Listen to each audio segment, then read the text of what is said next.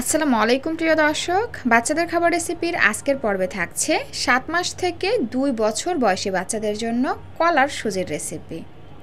দর্শক, অনেকেই হয়তো এই রেসিপিটা জানেন, যারা জানেন তারা তো জানেনই, আর যারা না জানেন তাদের জন্য আমার আজকের রেসিপিটি। তো এখানে আর কথা না বাড়িয়ে চলে যাচ্ছি মূল রেসিপিতে। দর্শক, কলা কম বাজেটে অনেক পুষ্টিকর একটি ফল, আর এটা সারা বছরই কিন্তু কম বেশি পাওয়া যায়। শিশুর পুষ্টিকর খাদ্য তালিকায় প্রতিদিন ফলটি রাখা প্রয়োজন, কারণ কলায় আছে শরীরের শক্তির অন্যতম উৎস। এতে রয়েছে ম্যাঙ্গানিজ, ভিটামিন বি6, vitamin C, fibre, potassium, iron, vitamin A, এছাড়া আরও অনেক পুষ্টি উপাদান, যা বাচ্চাদের শারীরিক ও মানসিক বিকাশ বুদ্ধিতে সাহায্য করে। যেমন বাচ্চাদের স্মৃতিশক্তি বাড়ায়, অর্থাৎ কিছু শেখা বা মনে রাখার ক্ষমতা বাড়ায়, বাচ্চাদের দ্রুত ওজন বাড়ায়, বাচ্চাদের হার্ট ভালো রাখে, বাচ্চাদের কোষ্ঠকাঠিন্য সমস্যা দূর করা সহ আরও অনেক স্বাস্থ্য উপকারিতা রয়েছে কলায়। তাই কলা কিন্তু বাচ্চাকে 6 মাসের পর থেকে নিশ্চিন্তে খাওয়াতে পারবেন। তো দেখুন, আমি এখানে মোটামুটি বড় সাইজের একটি কলার অর্ধেকটা কেটে নিয়েছি, তারপর একটা কাঁটা চামচের সাহায্যে কলাটাকে বেশ ভালো করে ম্যাশ করে নিয়েছি।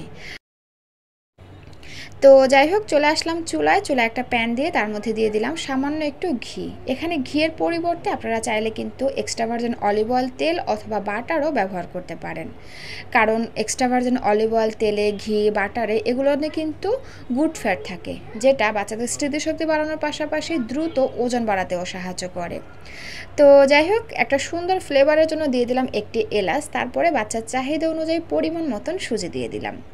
আমি এখানে দোকানের কেনা চালের সুজি ব্যবহার করেছি। আপনি আপনার বাচ্চাকে যে সুজি খাইয়ে অভ্যস্ত, অর্থাৎ ঘরে তৈরি চালের সুজি কিংবা গমের সুজি, যেটা খাইয়ে অভ্যস্ত সেটা এখানে নিয়ে নেবেন। এরপরে চুলার আঁচ মিডিয়াম এবং লোয়ের মাঝামাঝি রেখে 1.5 থেকে 2 মিনিটের মতন ভেজে নিয়েছি।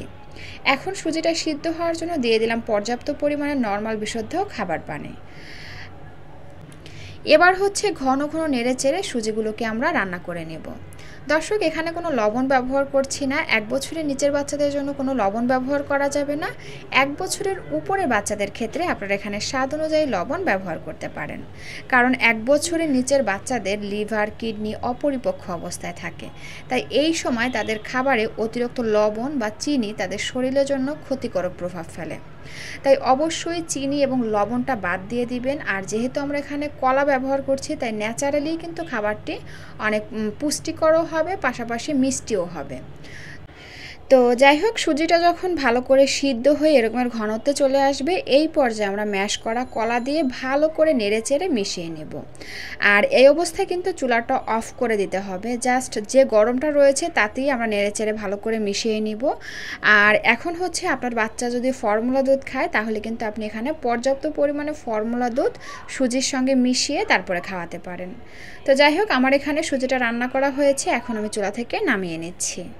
দর্শক, এইভাবে সুজি রান্না করে আপনারা চাইলে কিন্তু বাচ্চাদেরকে সকালের নাস্তায়, দুপুরে কিংবা রাতের প্রধান খাবার হিসাবে দিতে পারেন।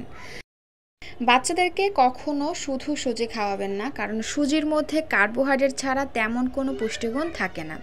তো এজন্য সুজিটা বাচ্চাকে পুষ্টিকর এবং ক্যালোরিবহুল করে রান্না করে খাওয়াবেন। যেমন কলা দিয়ে রান্না করে খাওয়াতে পারেন, খেজুর দিয়ে রান্না করে খাওয়াতে পারেন, আপেল, আম দিয়ে রান্না করে খাওয়াতে পারেন। এতে করে কিন্তু খাবারটি পুষ্টিকরও হবে, বাচ্চারা পুষ্টিও পাবে এবং মজা করে খাবে। তো দর্শক, এই ছিল আমার আজকের আয়োজন।